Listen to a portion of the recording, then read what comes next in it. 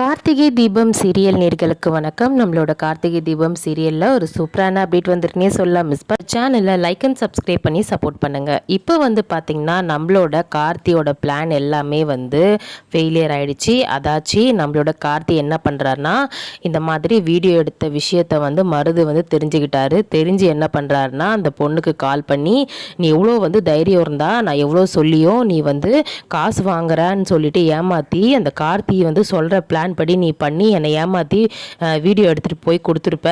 உன்னை நான் சும்மாவே விட மாட்டேன். இன்றைக்கி பாரு, நெட்வொர்க்கில் எல்லாத்தையும் நான் நாளைக்குள்ளே நான் உன்னை போட்டு ஊர் முன்னாடி அவமானப்படுத்துகிறேன் அப்படின்ற மாதிரி சொன்னதும் நம்மளோட அந்த பொண்ணு என்ன பண்ணுவாங்க, கார்த்திகிட்ட போயிட்டு அழுதுகிட்டு நிற்பாங்க. சார் நீங்கள் சொன்னீங்கன்னு சொல்லிட்டு நான் தைரியமாக உதவி பண்ண போனேன். இப்போது எங்கள் அப்பா அம்மா பயப்படுறாங்க. இப்போது அந்த வீடியோ வெளியே வந்ததுன்னா நாங்கள் சாகிறது தவிர வேறு வழியே இல்லை அப்படின்ற மாதிரி சொல்கிறாங்க. நம்மளோட கார்த்தி அப்படியா அவன் தெரிஞ்சுக்கிட்டானா, சரி ஒன்றும் ஃபீல் பண்ணாதீங்க, அவன் வெளியே விடாத அளவுக்கு நான் பார்த்துக்கிறேன் அப்படின்ற மாதிரி சொல்கிறாங்க. இந்த பிரச்சனை முடிஞ்சதுக்கப்புறம் கார்த்தி என்ன பண்ணுறாரு, ரெட்டு அப்படின்றவனுக்கு ஃபோன் பண்ணுறாரு.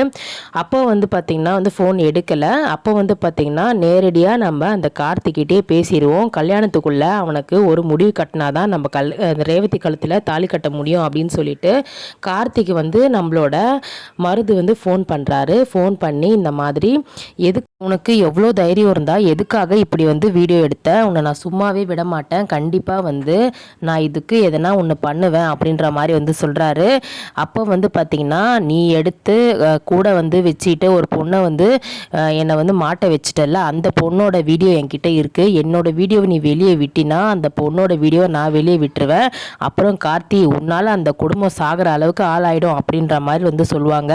அப்போ கார்த்தி அந்த மாதிரிலாம் எதுவும் பண்ணாத, நான் உன்னோட வீடியோவை விடமாட்டேன் அப்படின்னு சொல்லும்போது, இதை நான் எப்படி நம்புறது அப்படின்னு சொல்லும்போது, என்னை நம்பு, நான் உன்னோட வீடியோவை போலீஸ்கிட்ட கொடுக்க மாட்டேன், அதே மாதிரி நீயும் கொடுக்காம இரு அப்படின்ற மாதிரி இந்த பொண்ணோட வீடியோவை வெளியே விடாமல் இரு அப்படின்ற மாதிரி சொல்லிக்கிறாங்க. இப்போ பார்த்திங்கன்னா அதுபடி சரி பிளான் படி நான் எதுவும் பண்ண மாட்டேன்னு சொல்லிட்டு அதோட இந்த பிளானை விட்டுடுறாங்க.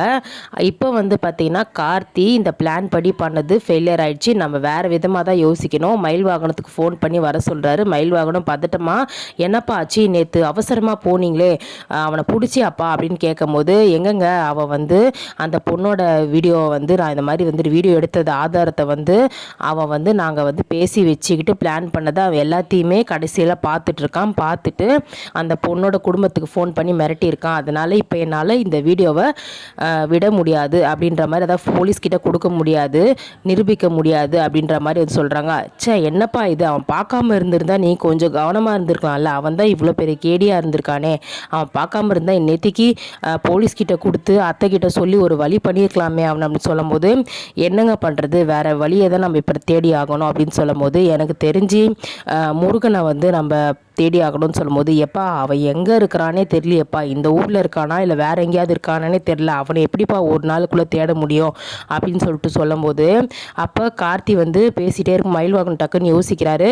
ஆமாப்பா எனக்கு என்னவோ ஒரு சந்தேகம் இருக்குப்பா அப்படின்னு சொல்லும்போது, யார் மேலே சந்தேகம் இருக்குது, என்ன சந்தேகம் அப்படின்னு சொல்லிட்டு கார்த்தி கேட்குறாரு. அப்போது இல்லைப்பா நம்ம சின்ன அத்தையோட நடவடிக்கையே கொஞ்சம் சரியில்லை, என்னன்னா இந்த கல்யாணம் நடக்கிறதுக்கு சாமுண்டீஸ்வரி அத்தையை விட சின்னத்தை ரொம்பவே மெனக்கிடுறாங்க, அதாச்சு ரொம்பவே அட்வான்டேஜ் எடுத்துக்கிறாங்க. நம்ம ரேவதி கல்யாணம் பண்ணி ஆகணும், நிறைய அவங்களே ஒரு சாமியாரை வர வச்சாங்க, பார்க்க வச்சாங்க அப்படின்னு சொல்லிட்டு, எனக்கு தெரிஞ்சு மருதோட விஷயம் தெரிஞ்சுதான் அவங்க இப்படிலாம் பண்ணுறாங்கன்னு நினைக்கிறேன்.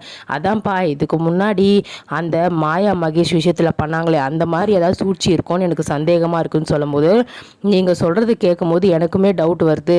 நீங்கள் ஒன்று பண்ணுங்கள், நாளைக்கு ஒரு நாள் நம்மளுக்கு டைம் இருக்குது, நீங்கள் இன்றைக்கி மட்டும் சந்திரகலாவை வாட்ச் பண்ணுங்கள், அவங்க யார்கிட்ட பேசுகிறாங்க என்ன பேசுகிறாங்க அப்படின்னு சொல்லிட்டு, ஒரு சில விஷயம் நம்ம பிளான் படி எதனா அவங்க பேசுகிறத பார்த்தீங்கன்னா உடனே என்கிட்ட சொல்லுங்கள் அப்படின்ற மாதிரி சொல்கிறாங்க.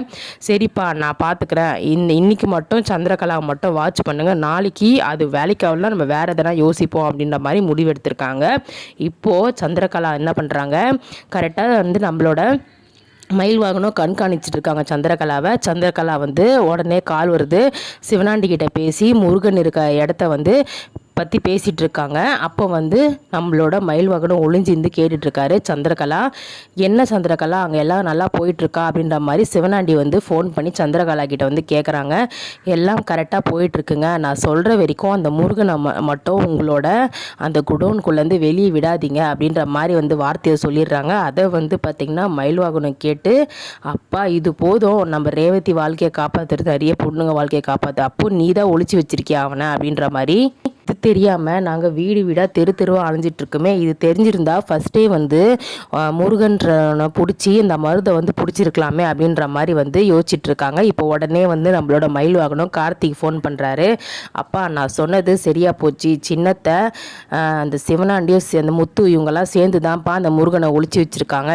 ஏன்னா ரேவதிக்கு அந்த மருதுவை கல்யாணம் பண்ணி வைக்கணும், கல்யாணம் பண்ணி வச்சாதான் அவங்க சாமுண்டீஸ்வரி அத்தையோட சாம்ராஜ்யம் அழியும், அது மட்டும் அவமானப்படுவாங்க அத்தை, ரேவதியோட வாழ்க்கை சின்ன பின்னம் ஆகணும்னு சொல்லிட்டு ஒரு பிளானை வச்சு தான் இதெல்லாம் பண்ணிகிட்ருக்காங்க அப்படின்னு சொல்லும் போது, இப்போது இன்னொரு விஷயம், சரி நம்ம சந்திரகலாவை கண்காணிக்கலாம், கண்டிப்பாக கல்யாணத்துக்குள்ளே சந்திரகலா எப்படியாவது சிவனாண்டியை பார்ப்பாங்க, இல்லை அவங்க நடவடிக்கை வச்சு சிவனாண்டி தெரிய வரும். ஸோ இப்போ வந்து பார்த்திங்கன்னா நம்மளோட சந்திரகலாவை மயில்வாகனமும் கார்த்தியும் வந்து பார்த்திங்கன்னா வாட்ச் பண்ண ஆரம்பிக்க போகிறாங்க. கூட சிவனாண்டியும் முத்துவும், மெயினாக முத்துவை தான் வந்து வாட்ச் பண்ணோம். ஏன்னா வந்து முத்து ஒரு டம்மி பீஸ் அப்படின்றதுனால முத்துவை வாட்ச் பண்ணாலே வந்து, ஏன்னா சிவனாண்டி வந்து சொல்லிட்டு போயிருப்பாரு, எல்லா டைம்லையும் நான் இங்கே இருக்க முடியாது, நீ தான் வந்து இந்த குடோனுக்குள்ளே இருந்து இந்த பையனை வந்து கல்யாணம் வந்து விடாத அளவுக்கு, கல்யாணம் வர வரைக்கும் முடிகிற வரைக்கும் இந்த பையனை வெளியே விடாத அளவுக்கு நீ பார்த்துக்கணும்னு சொல்லிட்டு கண்காணிக்க சொல்லியிருந்து முத்துக்கிட்ட வந்து சிவனாண்டி சொல்லிட்டு போயிருப்பாரு. இப்போது முத்து ஒரே போடா போட்டு நம்ம கார்த்தியும் மயில்வாகனம் போலீஸ் எல்லாம் சேர்ந்து